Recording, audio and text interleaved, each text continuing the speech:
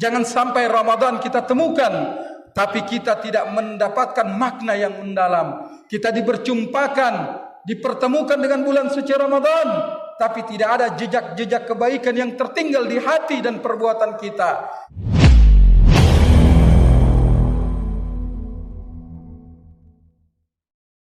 Ma'asyiral muslimin wal muslimat rahimakumullah. Allah Subhanahu wa taala menyampaikan kepada kita di dalam Al-Qur'an, apabila kita mendapatkan sebuah karunia, mendapatkan kebaikan-kebaikan, mendapatkan rahmat, maka kita disunahkan untuk menunjukkan kegembiraan. Allah Subhanahu wa taala berfirman, "Qul bi fadlillahi wa bi rahmatihi wa bidzalika falyafrahu." Qul bi fadlillah, katakanlah dengan karunia Allah, wa bi rahmatihi, dan dengan rahmatnya, wa bidzalika, yang dengan keduanya itu, falyafrahu, kalian menunjukkan kegembiraan. Allah Subhanahu wa taala telah memilih 1 bulan dari 12 bulan untuk umat baginda Nabi sallallahu alaihi wasallam sebagai bulan yang begitu agung, sebagai bulan yang begitu luar biasa, yang merupakan karunia, yang merupakan rahmat, yang merupakan kebaikan-kebaikan yang Allah Subhanahu wa taala berikan kepada umat baginda Nabi sallallahu alaihi wasallam dan tidak diberikan kepada umat-umat terdahulu.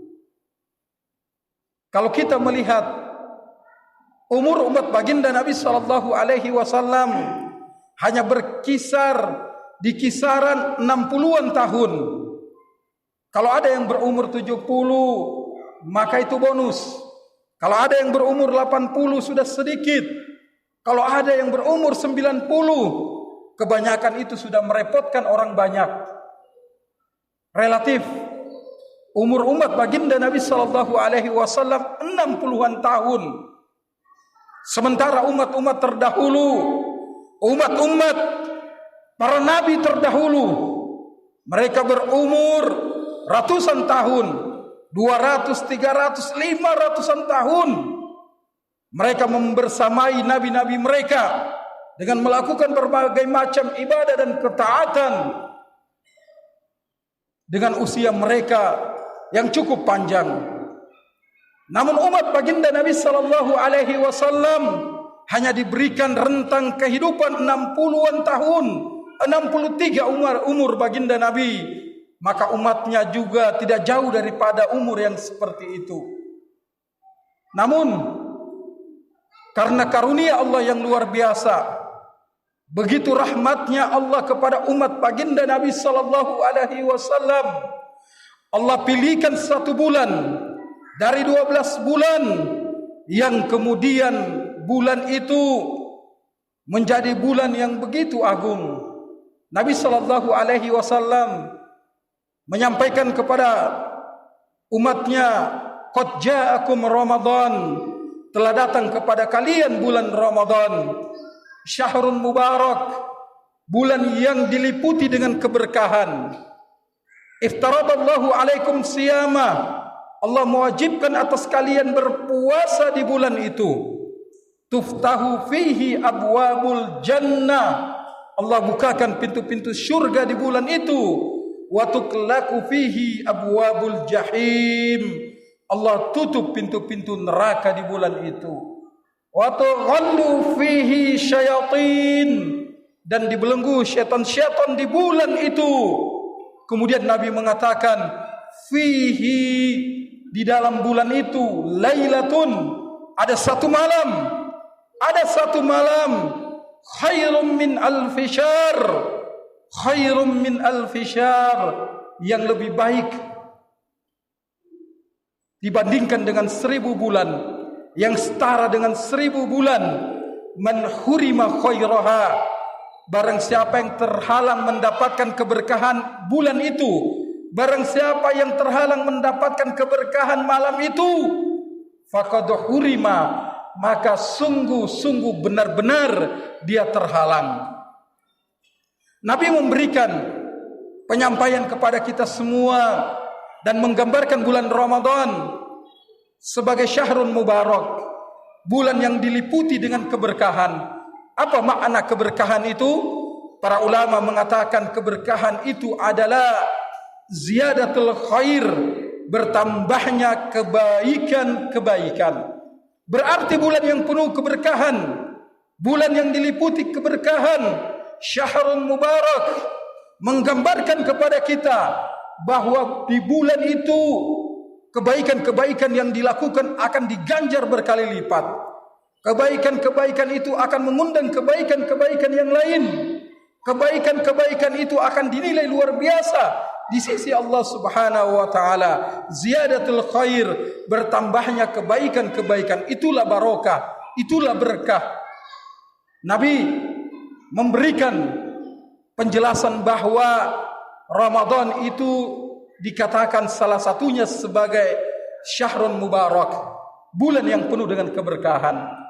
Kemudian selain itu, bulan Ramadan itu adalah syahrul siyam, bulan berpuasa, di mana Nabi menyampaikan iftaradallahu alaikum siyama, Allah mewajibkan atas kalian berpuasa di bulan itu. Sehingga Ramadan juga digambarkan sebagai syahrul siyam, bulan berpuasa. Berpuasa yang bermakna imsak artinya menahan untuk tidak makan, menahan untuk tidak minum, menahan untuk tidak melakukan perkara yang membatalkan atau mengurangi keutamaannya, mulai dari terbitnya fajar shadiq hingga tenggelamnya matahari. Ibadah puasa adalah ibadah yang luar biasa, ibadah yang begitu khusus. Allah pilihkan di siang hari di bulan Ramadan sebulan lamanya. Bagaimana penjelasan tentang pahala orang yang berpuasa? Hampir-hampir kita tidak menemukan penjelasan secara detail bagaimana pahala berpuasa Ramadan itu sendiri. Namun dikatakan bahwasanya di dalam sebuah hadis, kullu amali, setiap amalnya ibni Adam, anaknya Adam, keturunannya Adam, seluruh amalnya manusia, lahu, untuk dia, illa siyamah, kecuali puasanya, kata Allah. Fa innahu li, kata Allah, sesungguhnya puasanya itu untukku, ana ajzi bihi, dan aku sendiri yang akan membalasnya. Allah mengatakan bahwa fa innahu li, maka sesungguhnya puasanya itu untukku. Di dalam hadits qudsi tersebut dikatakan, maka sesungguhnya puasanya itu untukku, ana ajzi bihi, dan aku yang akan membalasnya. Luar biasa ibadah saum Ramadan, Allah sendiri yang membalasnya. Terakhir jamaah yang dimuliakan Allah, kalau kita renungkan fenomena kehidupan umat Islam saat ini, begitu gampangnya umat Islam meninggalkan ibadah puasa. Puasa tatkala Ramadan sudah 10 hari terkadang diabaikan. Orang makan secara terang-terangan di siang hari, minum kopi di pagi hari, merokok di tengah jalan, di pinggir jalanan, bercengkrama sambil menikmati segelas kopi, dan tidak ada sikap menghormati dan memuliakan bulan suci Ramadan. Padahal secara fikih, sekalipun ada uzur syar'i, tidak boleh kemudian kita begitu mudahnya terang-terangan di bulan suci Ramadan makan dan minum di tempat-tempat terbuka. Karena kenapa itu harus kita hindarkan? Karena dalam rangka untuk menghormati dan memuliakan dari bulan suci Ramadan. Ayuhal ikhwatul kiram rahimakumullah. Kemudian Nabi menyampaikan, iftaradallahu alaikum siyama tuftahu fihi abwabul jannah, Allah bukakan pintu-pintu syurga, wa tuqlaqu fihi abwabul jahim, ditutup pintu neraka, wa tughallu fihi syayatin, dibelenggu syaitan-syaitan. Al-Imam Ibnu Jauzi menyampaikan, kiranya orang-orang yang bermaksiat, orang-orang yang jauh dari Allah, tidak akan terketuk hati mereka untuk bertobat dan bersegera melakukan kebaikan-kebaikan, melakukan ketaatan, menyambut Ramadan dengan bahagia, melakukan ibadah puasa dan berbagai macam bentuk ketaatan, maka laksana tuftahu fihi abwabul jannah, dibuka pintu-pintu surga. Mereka melakukan ketaatan, mereka melakukan ibadah puasa, mereka kembali kepada Allah.